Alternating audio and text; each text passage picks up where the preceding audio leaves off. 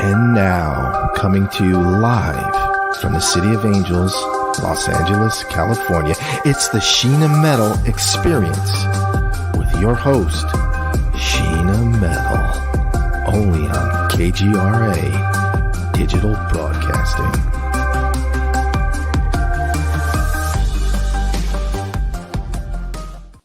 Hi, and welcome to the Sheena Metal Experience on KGRA Digital Broadcasting Network. I'm Sheena Metal. I'm a psychic medium. I'm an interfaith minister. I'm a performing artist. I'm a 27-year talk radio host here in Los Angeles. Tomorrow, I can say I'm a 28-year talk radio host here in Los Angeles. And I come to you live from my home in Southern California every Friday at 3 o'clock Pacific time. This show is about spirituality. It's about creativity. It's about humanity. It's about passion. It's about service. It's about being your best you and inspiring others to do the same in this big, beautiful world. And every week on the show, it may be my show, but it always is, without a doubt, your experience. My guest today is a wonderfully talented actress who is one of the nicest people you'll ever meet in your life, who played one of the evilest children when she was just wee, when she starred as Rhoda Penmark in the iconic film, The Bad Seed. Please welcome to the show, my very dear friend and the most wonderful Patty McCormack. How are you, my friend? I'm well, and it's so good to see you. And it's so good to see you. Yeah, I'm seeing you smaller, as I mentioned, because I'm doing this on my phone. Right. So I'm just a speck. Right. You're a little person. So I have to keep these on or I can't really see you. And that's okay. But thank God for the phone, because it turns out I need to upgrade my computer. Yeah. Don't we all? Yeah, I do too. And I find myself drifting away from the computer the more trouble it gives me, and drifting towards my iPad, which is sort of a phone hybrid laptop, a phone laptop hybrid. And I find myself staying more, and I know there are things I have to go on the computer and do, but they just seem so slow next to our lovely smart products. And now I have a smartphone, and it's funny because I do some spiritual lives on social media, and I now have Alexa. And when I talk to Alexa and tell her things, when I'm doing my videos, like to turn the thermostat up or the thermostat down, people will start texting me laughing, like, you told your Alexa to do something and my Alexa heard it and did the same thing. Oh my Lord. This is my first time living in a smart home, and it's kind of interesting. So I've turned it from an old home into a smart home this summer. Oh, wow. And did you have help doing that, or did No, I just figured it out a little bit at a time. I think I was pretty behind the curve. I have two very best friends, and one of them has smart everything, and the other one is very sure that all those devices are listening to you and peeping on your life. And then my third best friend is a nurse, and she won't even have Facebook because she's in the medical profession. So I live with these like three different fabulous best friends that all have these weird ideas about it. I just decided that I originally did it because I didn't want to have the cat in the dark. If I left at noon and didn't come home till 6, I wanted him to have some lights on. Yeah. And so in the beginning, I just left all the lights on, and then I got my electric bill and almost died. So, but then I like the idea that, if you're upstairs and did I lock the door or did I turn this off? And now you don't have to second guess yourself for busy people. Because I'm busy and I'm always running a million miles an hour. And sometimes I'm using my brain to create. Sometimes I'm using it to channel for spiritual stuff. And it's not always where it should be in a grounded form sometimes. And I can't remember when the last time I locked the door was. So it's, it's good. It's nice to move into technology a little bit. It's nice to let robots help us. And, it's fascinating because I'm just in my family home, right? I've been here for 2 months, getting it ready to, I was going to get it ready to rent. Now I think I'm getting it ready to live. And my dad was a design engineer. He was one of those strange, nutty professor, autistic types. And I'm looking around the house, seeing all the stuff he rigged up and wondering, like, how much time did this take him? And being thankful it's there, because I don't know how to set up an irrigation system, but boy, he did. And did all that stuff himself. So it's everything kind of comes around, right? Everything in life comes back around. Yeah, doesn't it though? and things that you did younger or believed in younger, when you were more innocent, Yeah. I Yeah. find that there's a return to that in a funny way. Yes. Yeah. In a Even beautiful with way. all the experimenting you may have done, Yeah. through the years, trying this, trying that, and then you wind up sort of back, I hate to say, where you started. Yeah. Well, I think when you're leaving life, right, you're sort of like a baby. If you Yeah. die if you're lucky enough to live a long life and die at Live an a old long age, you Yeah. sort of become a baby on the way Yeah. out, like you were on the way in. Yes. It's all a circle. Yep. Now, for you, what about Yeah. your acting? Because you acted very young, so you were a Yeah. child actor. And as far as I know, you never robbed a liquor store, so your child No. acting story was successful. I never got caught. I never got caught. That's the most important thing, is don't get caught. So do you find that as an actor now, because you've acted your whole life, that you still rely on the same instincts that you did when you were a kid? Or did years of learning and training and becoming an adult sort of talk you out of that? Because all my friends that are child actors, I have so many have been here on the show. Yeah. It's all Yeah. pure instinct, right? You're just literally Sure. channeling from spirit and trusting your gut because you don't know any different. No. And you're good sometimes all- at 2-3 it's- years old. It's all when you're little, like you play games outside or with your friends or whatever. It's pretend, and nobody's a better actor than a kid, who Right. knows how to pretend. Sure. They don't always play themselves. They Yeah. pretend, and that was the part of acting that I always liked. Was through the years, I always liked being someone else. That appealed to me. I'm not even questioning why, but it just, and so that was the fun for me, Yeah.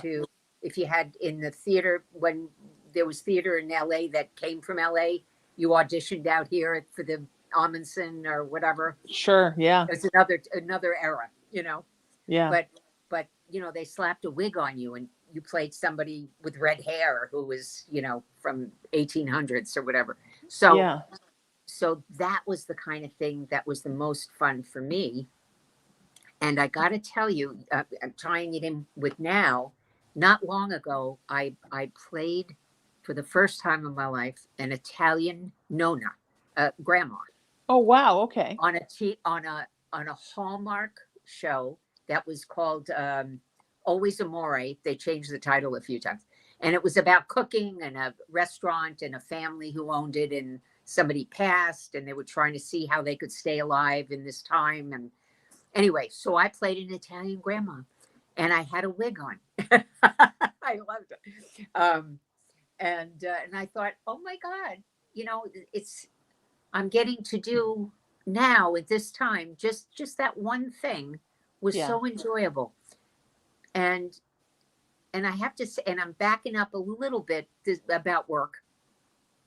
Last year, I guess it was about September, I went to New York, and I was fortunate enough to be in this production of something called Mornings at 7. It was off Wow. Broadway. Uh-huh. It was with the best people. John Rubinstein. Wow. I'm going to, I want to remember I his name. love him. I've interviewed him. I He's know. wonderful. Lindsay Krause, Dan Lauria, Wow. Judith Ivey originally, and then it became Allie Mills, long story. And, Sure. And Tony Roberts. Mm. It was like, wow, Yeah. And we played, we were a limited run anyway, but we got cut short because of the COVID audiences being not that anxious to come out, Sure. So, Yes. and it was still, I guess it's still tough back there, but it was such a fun experience. It was a play it taking place in 1922, that kind of thing. We all had wigs on. Nice. I love wigs. Anyway, so at this late date for me, it is because in television, oftentimes you get booked for what you look what you look like. Yes. Yes. Now, unless you get to do a period piece or something, Right. And so I'm just saying, at this late date, what a gift it was to be able to play, you know, Yeah. as a kid, really. It But brings you're out. lucky because I think maybe because of the bad seed, Yeah. sometimes you get to play somebody really evil. Oh yeah. And then oftentimes you get to play somebody very sweet because you have a very sweet face and a very sweet demeanor. So if people didn't know you had played that role, you would probably always get cast very sweet. Huh. But if you look at your resume, you've been able to play some zingers. And I think you're lucky, right? If you get one role like that, even if you're a child, yeah, people say, oh, well, she can also do this. she's the And then character. you don't always get pigeonholed in that one thing, right? Because it's hard sometimes because you have to play the thing in order for people to understand you can play the thing. So now you can get a lot of roles where you play Italian grandmas because somebody saw you do it. It's a shame that that's kind of how the business is. Somebody has to see it to do it. But you've been very fortunate, I think, to be able to take those dark roles because people know you for it and know you can do it. And you kind of got thrust into that world before you even knew what that world was when you were so little. You know, it's funny. That's true. But I noticed that I've been doing it so long, you know what I mean? Really. It's actually more than 70 years that I've been working. Wow. So that'll tell you something. But not consistently, of course, but sure, yes. little breaks here and there. Preach, all of us, yes. But I was thinking to myself that, isn't that funny? What I'm trying to say is that for working all that time, there were sections of times where I would do a certain kind of part, what you're talking about, typecasting. Right. And then no one could see you doing anything else. Yes. Then if you got lucky enough to get something else, and you started doing those kinds of things for a section of time, then they couldn't understand that you could do comedy. You know what I mean? It was like exactly. Yes. So that just happens, and I think it still occurs. That's why people are auditioning for everything. You know, everybody auditions. It's absolutely I just saw this great meme this morning, and it was about how basically how it was a spiritual meme. It was basically how much more happy we would be as a species, as humans, if we looked at people's energy and their insides and not at what they look like. And I think that's a perfect analogy for Hollywood, right? That oftentimes we don't look at someone's talent. We first look at what do they physically look like, and we think of where we can put them in it. And then, but do they have the talent to play it? Sometimes is the second thought.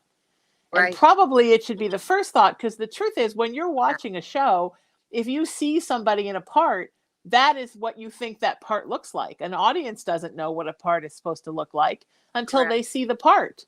Right. And we're seeing that now, right? Because when I was growing up, and certainly when you were growing up, only certain kinds of people could play certain kinds of things. And now you look at shows and it's all different shapes and sizes and colors, and everybody looks different. But now you look at a part and you just think, well, that's what I see as that part. So I don't know that part any different. And it's interesting. I hope we're starting to get that. But you're right. There still is that thing of, can she play that?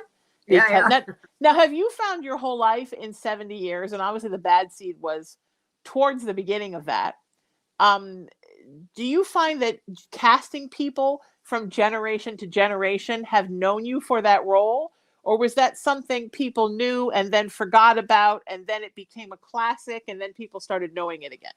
You know, I think it morphed into several things.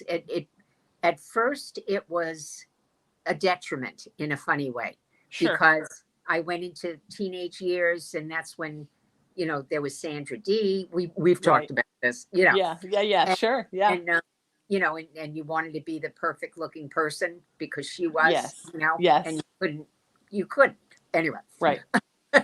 And, but I think that, I just lost my thread. I was thinking that, say the question again. So when you were young, it was a detriment that you played Rhoda Penmark, because people thought you could only be an evil little girl. Right. But then let's say when you were in your 20s, Correct. did people really remember the bad seed then? Because I Yeah, find a not lot of classic now. things Oh, go I know it. away and I then they got it. come back. Here's what I was trying to get at. That people, when you had a hit and it was several years before and you look a Right. little different now, Right. it you're so afraid of, and this is an old-fashioned word, of being a has-been. Of course. Yeah. Yes. And so I don't think that's so true anymore. I wonder if young people even know what that means, because Right. it seems like the whole world has shifted so much that, Right. Yeah. that people are congratulated for, like, young kid actors. I see them being allowed to grow up and Yeah. look really hot, on the red Yes. carpet. Yes. We weren't, you weren't allowed to do that. I remember being, having my breasts tightened so I didn't look like I was too busty. Oh, so you still look like a child actor. Yeah, correct. And Right. so, so it's such a Right. different world. It's Yeah. wonderful. It means that we're on the right track here. Yeah. That's what it Yeah. means. Yeah. There were But so many rules that didn't make sense. I remember interviewing Gary Coleman's attorney, who was his agent at the time, right Okay. after he passed. Oh. And he was telling me a story that coming right off Different Strokes, when Gary was like the hottest thing, Yeah. nobody would cast him because the idea was just what you said. If you cast somebody when they're still hot, then everybody thinks about that show and not your show. So they literally told this super hot kid that was like the hottest child actor at the time, we Yeah. want you to do nothing for 3 to 6 months so people forget about Different Strokes and then you can move forward. But the problem Wow. was once everybody forgot about Different Strokes, they kind of forgot about him. And I Yep. think that's how a lot of not just child actors, I had Richard Hatch tell me that about the original Battlestar Galactica, that you kind of just sat around while somebody waited to figure out what people were going to think of you next. Luckily, that's gone now because now there's so many independent projects. People make their own projects. There's so much work around to be had. There Right. really And now is. Yeah. everything is a numbers game with social media. So now they want to grab you when you're hot. If somebody thinks, like you are an episode of Supernatural, right? Yeah. Everybody thinks, wow, if some horror fan watching Supernatural remembers the bad seed, more people will watch this episode. And I think that's such a smarter way to do it than the way they used to do it, where they tried to make people forget what you were in the past. Because the truth is, audiences love familiarity, right? We love to see a character and see, oh, I saw that lady on something last week. We love that. So it's nice now that I think that social media has brought in more audience participation. People embrace the whole of the person because they look them up on, various websites or whatever. And you can watch on the wonderful channels that show the old shows, Yes. And you see big actors being, having little parts, Yes. I watched with a friend not long ago. I wish I had seen more of them. I saw a good amount of them, but not all of them. Naked City. Okay. Do you remember that title at all? Yes, but I don't think I've ever seen it, but I do remember the title. Okay. Yeah. It was a huge hit. And it was I had forgotten, as an adult now looking at it, what a good show that was. The concept of it, the regulars, it wasn't all about it didn't always twist into the regulars' relationships with each other. If this one is falling in love with that one. Sure. Had their function. They were the spokes in the wheel a certain way, and they had their function, and they were true to it, Right. And then there was this incredible writing story that would happen in each episode. Better than any movie you've seen. I mean, each episode was loaded. They talk about A story, B story. I mean, it was phenomenal. What a show. And I can't believe that it's not, on all the time, because people would take a lesson from that, Yeah. And also we talk about this too. When you say about playing what you look like, I'm going to throw in something a friend of mine always says, today, more than not, they have you in a one shot, in a Yeah. single, Yeah. and you're in a single, and you don't get the joy or the fun of playing the scene at the same time with the Yeah. actor. Yeah. Often they cut, Yeah. and and that so takes some of the magic away, Yes. because sometimes two good actors, or even not good actors, could play with each other or touch each other or interrupt Yeah. each other, and it brings life to it, and I think it's more entertaining, you know. I agree. I had a friend So that I did a wish guest they do spot more of that. on a very popular show. And as she was walking into her call, the Yeah, star of the show that she had her scene with was leaving. And she said, yeah. wait a minute, am I in the wrong place? Don't we have a scene today? And this person who was the star of the show said, oh, I only work 9 to 5. At 5 o'clock, I'm out. So I won't be doing the scene with you. So my friend did her whole scene with, the script supervisor, whoever Yeah, was there. because it's your shot. And I've I never know. thought the same about that actor. Every time I see that actor in something, I'm like, just because not only was that actor the star of the show, but was also one of the executive producers. And how I feel, and because I've directed the Vagina Monologues and I produce things, and I feel like if it's my thing, it's my responsibility to be there to touch everybody energetically and make sure it's the best thing it can be. It makes such a difference. Yes, it makes an incredible difference. Now, I have another story. A friend of mine worked with Tom Cruise on a picture, and he stayed to do all the scenes, and then she had to do all of her stuff without him. So they wrap, and then she and the director are walking out of the studio. They walk by the green room, and Tom Cruise is sitting in the green room just on his phone, and the director's all worried something's wrong because it's Tom Cruise, right? He's like, oh, Tom, are you okay? What's going on? He's like, yeah, I was just sitting here to see if maybe somebody needed me to come back in and do something. And I thought, now there's somebody who makes, $20 million a film that certainly is a very busy person. And he was being like an ensemble actor, staying to see if somebody needed him, not to be on the camera, but to help this actor be better by him reading his own lines. Why can't we all take that example and be that person? Because even if you're making $20 million or you're producing a show yourself and it's a hit, we're all just journeyman actors, right? We're all just one step away from community theater in Pacoima. Really? And if you're lucky, if you can get that, shouldn't we all, have that old actors thing of like, I love that idea of like, and I'm sure I was an actor in another life where the wagon rolls up and some people set up the tent and some people set up the makeup and somebody's doing the costumes and then on stage, then running out and selling the tickets and going back on stage, and everybody's a family. Like that's what I love about theater is that togetherness. So somebody just walking away and letting me do my own scenes. I know, it's crazy. They miss a part of what it is, it's like, but I noticed that, well, Tom Cruise is like a real movie star actor. Yeah. Because you can tell how he is on I don't know him at all, He shares a birthday with my nephew. That's all. Nice. And my son looks like him. That's nice. That's good too. Married my son, she said, because he looked like Tom Cruise. Nice.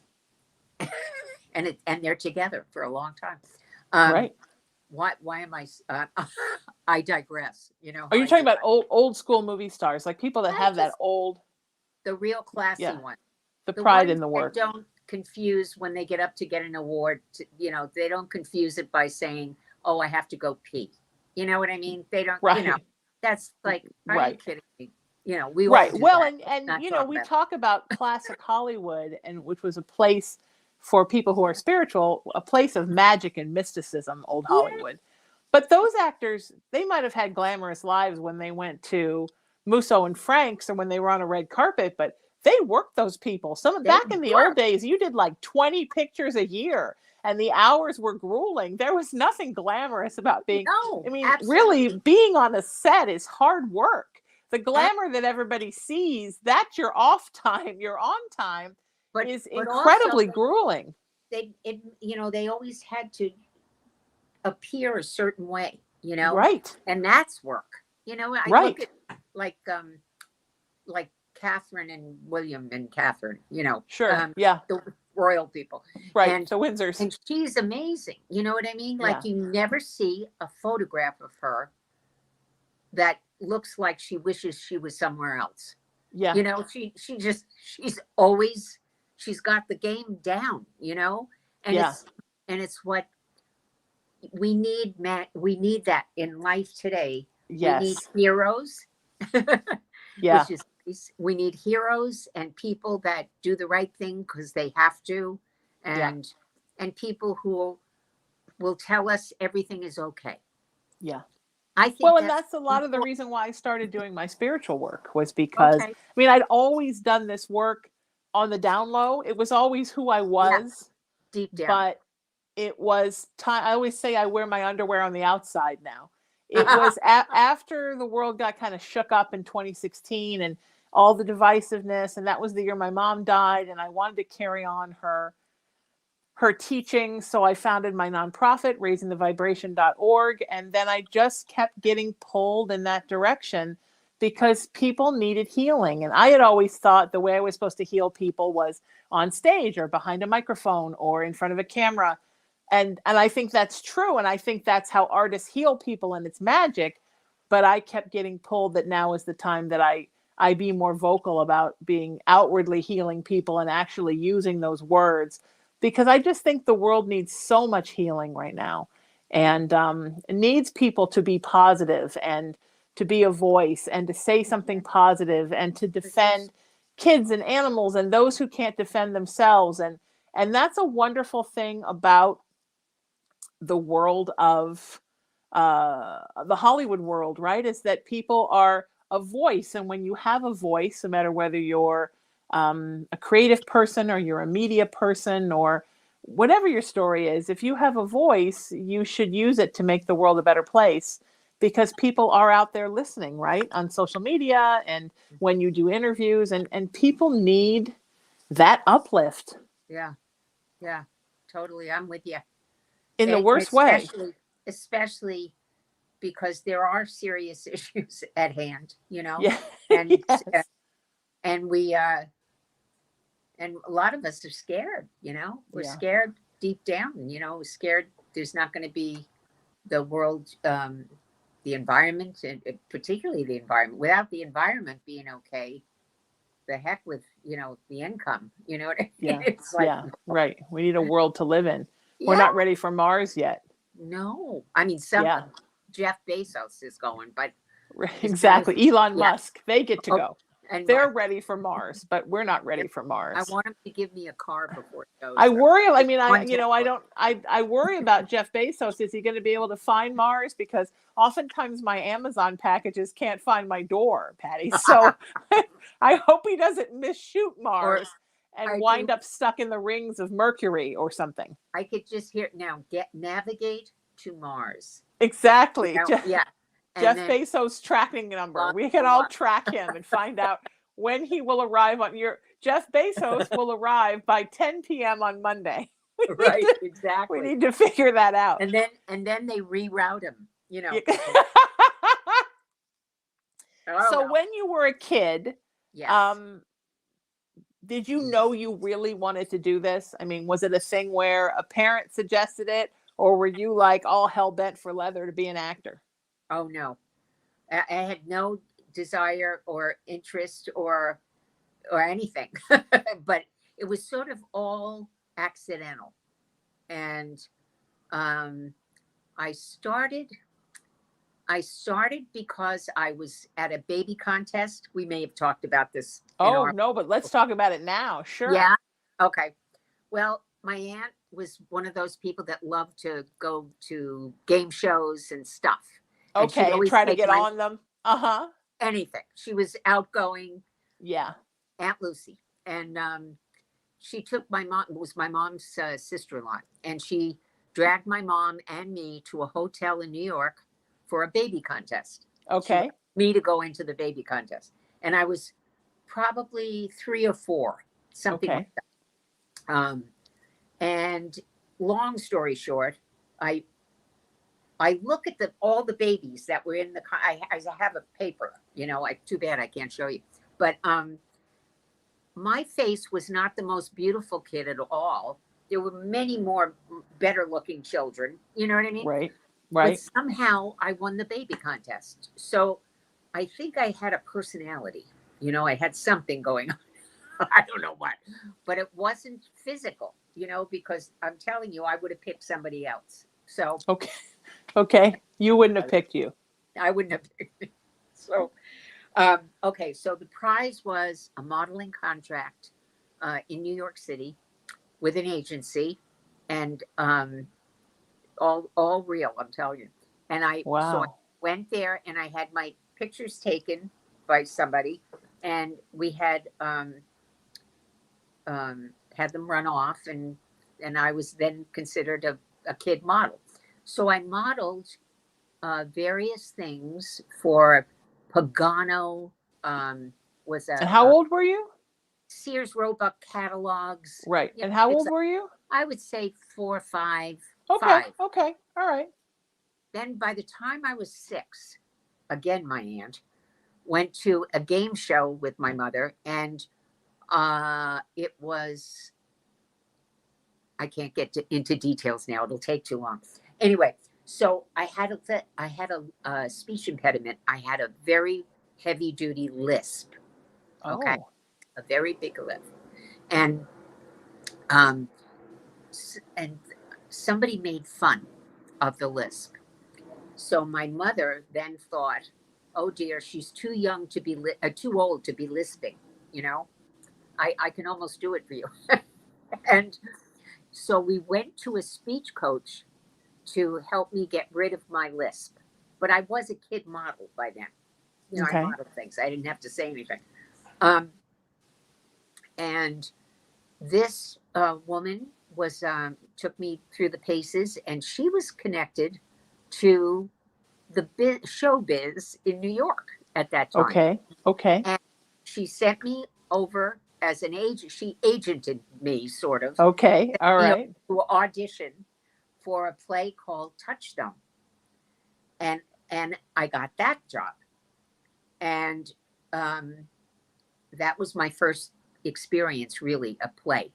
And then, so I was maybe 6 when I got that. And then slowly, one thing after another, I went auditioned for something else. And, I had my photos and my name, and it was out there. So I was one of the working kids in New York. And my mom, yes, it wasn't that's what I mean. It was accidental totally. But I wasn't in pain. I mean, I enjoyed, I was fine with it. I liked the lipstick, that they put on you, and I had a good time, a little too good a time actually, doing Touchstone, because I would laugh on stage, which had nothing to do with the play, And they're like, "Who is this child? She's touched." What did we do? Yeah. So Ossie Davis was the lead in the play, the wonderful Ossie Davis. It was about afterlife. Was a big deal, but it was a terrible flop. It was in the 1950s. It was about blacks and whites together. Yeah. And the afterlife. So forget okay. it. Yeah. All right. That's a fantastic, though. Very progressive for its day. You But closed in a week? Closed in a week. I got Oh my scolded. goodness. Isn't that wonderful? The world was not ready for diversity and spirituality together. Well, it was, that was the time of the 50s. That was, tricky. Anyway. Yeah. Yes.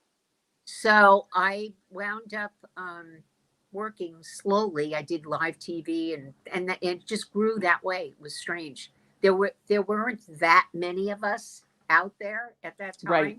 You know, not like, today, where people are on various websites and they become huge stars, Yes, sure. I don't get any of that. So, yeah. I tried to have a website because I know it's good for work. Yeah, I mean, not a website. I tried to develop my Twitter and my Instagram. Okay. And I just, it doesn't come natural, the selling, Yeah. to No. sell.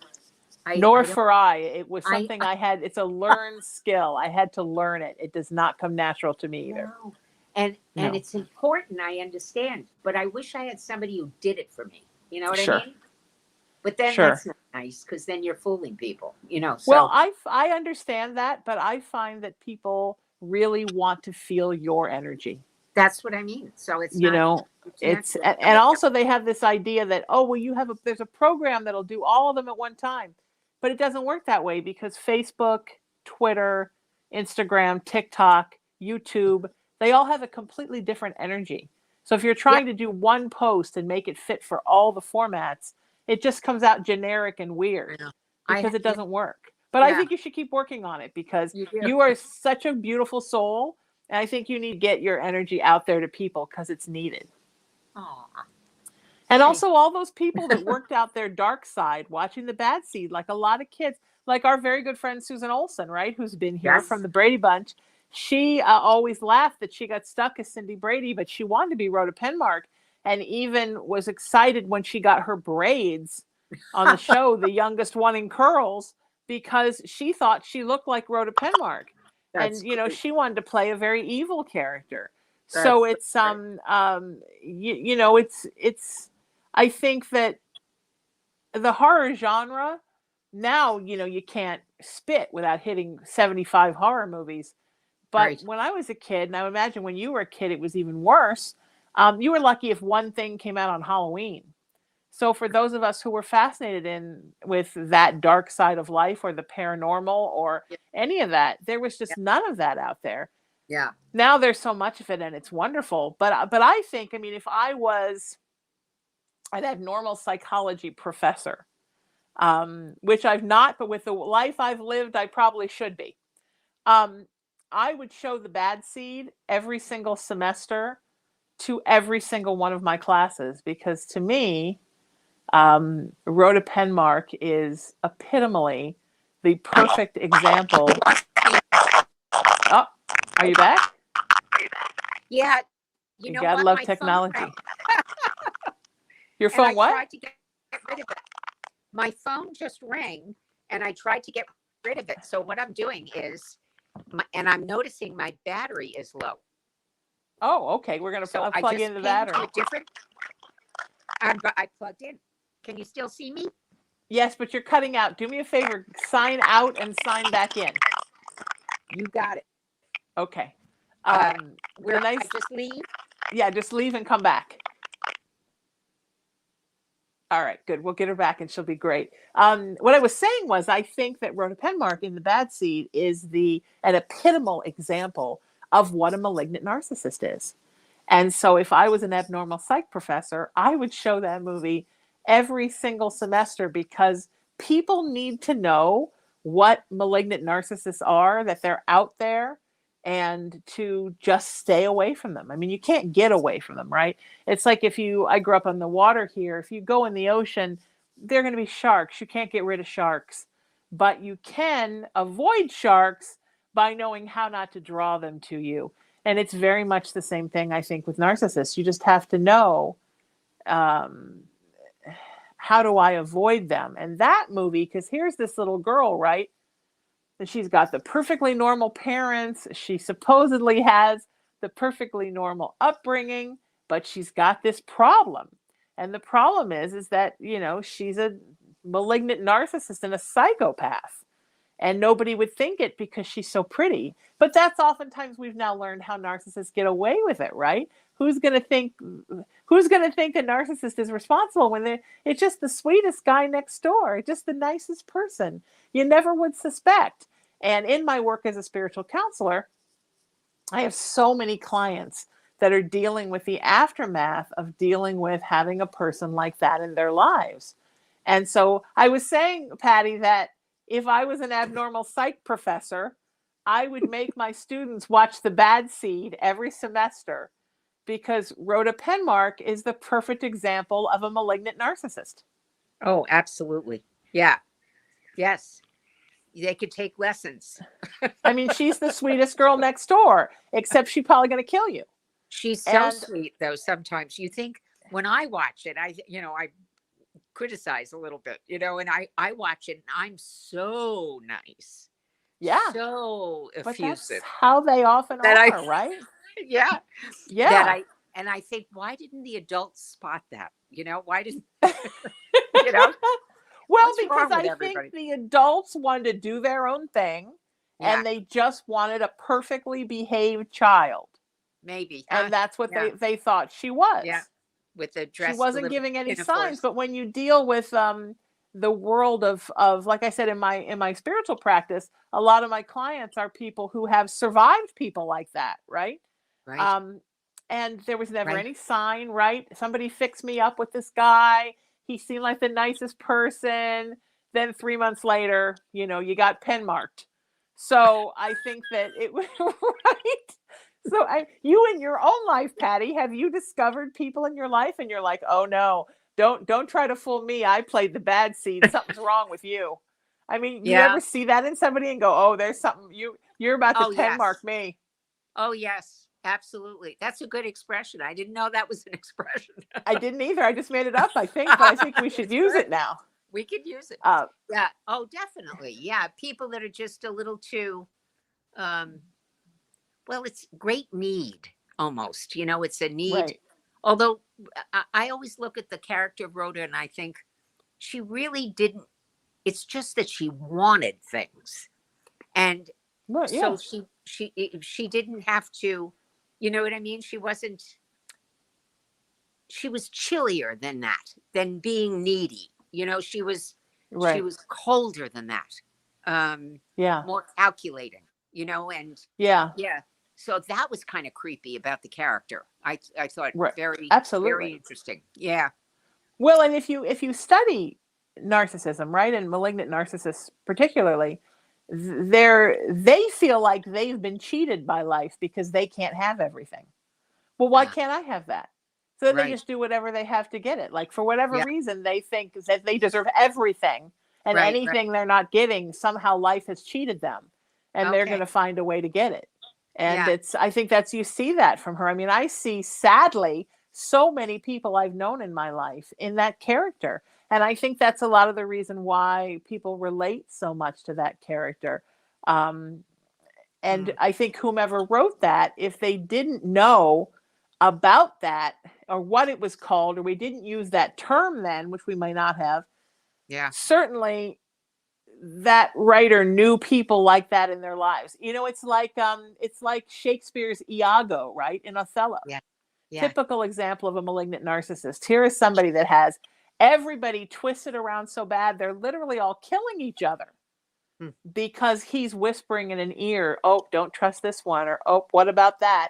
And it's mhm. all just to keep himself the center of attention. Yeah. Yeah. Um, it's Divide an and interesting conquer. phenomenon. I mean, I Divide think and that you take the monster lore out of it. I think that Bram Stoker's Dracula is a brilliant analogy for a malignant narcissist. Like, here's this like neighborhood, right? Then this guy moves in, allegedly, and suddenly everybody starts becoming drained until they die. But nobody thinks it's that really nice royal guy that's coming over for dinner. It couldn't be him. It's and then he's got the minion that works for him. And I mean, it's just, I think that sometimes maybe though we didn't have the psychological terms then, brilliant creative people knew that there were personality types that had a malignancy in them that you always. had to watch out for. I was talking about when you were gone and coming back Okay. that I grew up here at the ocean. And I know you can't go in the water and avoid sharks. They belong there. We belong there. Maybe we don't belong there. They definitely do. But Yeah. there are ways that you can learn to go in the ocean and not draw them to you. And I think that's what we're Huh. learning a lot about now as we're talking more and more about these personality types, right? Yes. I know that. And also, just being on the earth longer, you know, you Sure. wind up, you wind up,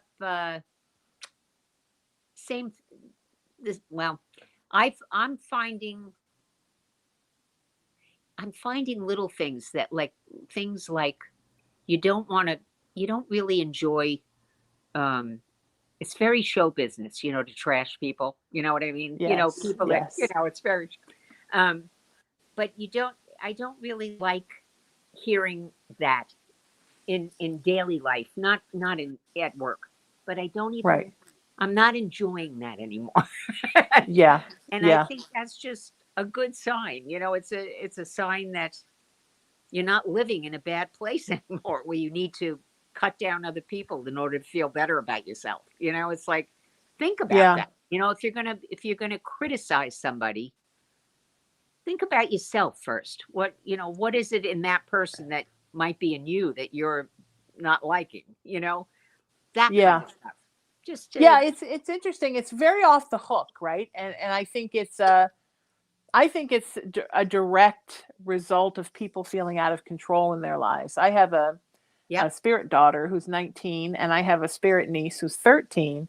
So they're at that age where they're on social media all the time. They know what everybody's saying about everybody. They know what's being canceled, what's politically correct and what isn't. yeah, And it seems like the stories I hear from both of them that there's just this thing where we build up these, we'll talk about young people, we build these young people up as these celebrities, right? yeah, um, some of them not a whole lot older than you were when you did the bad seed, and yeah. then we start Pulling. finding ways to cut them down.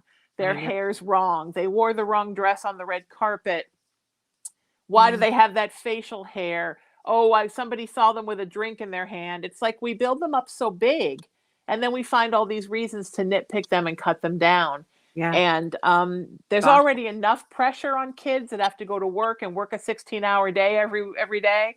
They Mhm, don't need that extra pressure of the people that they think are their fans mhm. needing to pick them apart. And sometimes, sadly and scarily, it's people my age or people your age that are on the internet picking apart these kids that are, famous Yeah, actors that are 18, 19 years old.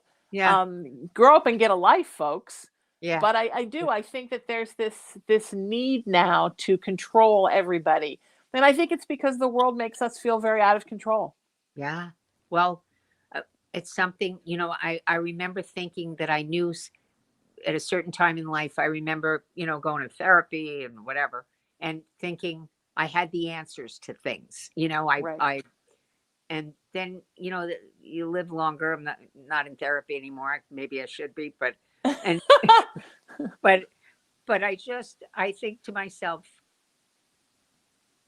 I don't know anything. You know what I mean? I don't know. Right. I don't Right. really know. And if you asked me anything, I couldn't be certain, you know, except Yeah. if it was in my own little circle. And even then I Sure. might be wrong. It's like, Sure. Well, and that's so life, right? The more you know, the more you realize you don't know. you don't know. Yeah. Yeah. So that's where I'm sitting now. Kind of, and just on a positive note, you get lucky. I think Yeah. there's a balance that we all have. I think there's the balance. I hope this is true, of good and difficult and sadness. I think that Yeah. everybody, no matter who you look at, s- um, has the same share in a funny way. It just may not look like it. But I Yes. think there are people, the homeless people camped out under the freeway, Right. and then they're So many. putting. But I guarantee you that in their little world, somehow there's joy Yeah. with each other, or Yeah. they're sharing whatever it is. It is the way life is, and for them, and that is their life right now. Mm. Just like we look at people who maybe have a gazillion dollars and think, gosh, they could do anything. They can, and they Right. must be so happy. And we know from experience, and not from personal experience, but from just knowing life, that is not the case. It Yeah. comes with lots of issues. And so I'm thinking to myself, I'm hoping that's true, that Yeah. we all get a little of everything. I agree. I mean, I think I had a homeless friend for many years. I don't know where he is now, and I hope he's okay. He kind of chose to be homeless. One day just went off the grid. And Yeah. I was booking a club in Universal City, music. That's how I made my living when I was young. And he had been a massage therapist, and I had a rotten neck. They would give me free food every night. So I would order something he liked, give him my dinner, and he'd give me a neck massage, and we'd talk. That's very And fun. he had a whole, like, places he went every day, places he went to pick things up for free. He had friends. He kind of made his rounds and went places and saw different people. Some were Yeah. homeless and some weren't. I Yeah. think if you had asked him how his life was, he had Yeah. people that let him take showers at their place. Sometimes he had gym memberships so he could take showers. Yeah. I don't think he would have told you that his life was terrible. Yeah. I think that you make the best of what you have, and you find a way to be happy and to build a home no matter where you are. I mean, we do that when we're on when I'm out of town teaching, or when you're on location, right? They put you in a hotel or an Airbnb, wherever they put you, and you make a little home there for the time Yeah. you have to be Absolutely. there. Absolutely. I've Yep. done that here in this house that I thought I would never come back and live in, where I grew up. I've Yeah. made a little home, and it's some of my mom's stuff and some of my stuff, and you Yeah. make the best of wherever you are. Yeah. People always say, like, oh, when you travel, like, what places do you like? And I'm like, I like everywhere, because anywhere Yeah. I go to visit, I make it my home for however long I'm there. Doesn't mean I don't want to Yeah. live there, but I always imagine when I travel, like, what if I lived here? What would it be like? And it never makes me unhappy. I always come back here because I love it here so much. But I Mhm. never think, like, if somebody said you have to go live in Dallas for a year, I wouldn't be like, oh, I'd be like, okay, it's lovely, And Yeah. I think it's 100% about your attitude towards things. And I teach this all the time with my clients, that it's about how you look at things. Everything, I always say, if you look for reasons that your life sucks, you'll find them. No But kidding. why look for them? Why not look for Yeah. reasons why your life is beautiful, And and appreciate think of everything else as a challenge and an obstacle, and not as some kind of torture, because life can be more beautiful than you'd ever imagine if you just look for it. Mhm. It's like with being You an know what? actor, right, Patty? You have to look at what roles you've done, and not the ones you didn't get. Correct. Yep. I have I just a little thing to share. I have, how I am friends with Marsha Hunt, Yes. and she is going to turn 105, in October. And Beautiful. she, if anything, in the years that I have known her, in the later years, more so than even the earlier ones, she played my mom on a sitcom called Wow. Peck's Bad Girl. That's how Wow. we met. I was 13 and she was, 40 or something, Wow. or whatever it is. But she has the best, what a lesson she is. That's all I could say. Yeah. She That's had a beautiful. lot of hard things happen to her life, and everything that happens that's not the best thing, she's never blown away by. She's always finding a way to fix it. She doesn't It's wonderful. consider it. Yeah. And I'm And telling probably you, she has why some, she's lived for so long and had such a long life. Sweetie, we are yeah. totally out of time. Thank you Ah, so much for being here. Let's do this again. I would love it. okay. The wonderful Okay. Patty McCormack. If you missed anything about her, find me, SheenaMetalSpiritual.com. That's where you can find out everything spiritual and entertainment about my life. And find me on social media at Sheena Metal everywhere. Until I see you next time, next Friday at 3 o'clock Pacific time on KGRA Digital Broadcasting Network. Seek peace, live in love, lead with kindness, embrace unity, always work to raise your vibration, and remember that you are love and you are loved. Thank you to Patty McCormack. Thanks to KGRA. We'll see you next week. I'm Sheena Metal. This is the Sheena Metal Experience on KGRA Digital Broadcasting Network. Have a good week.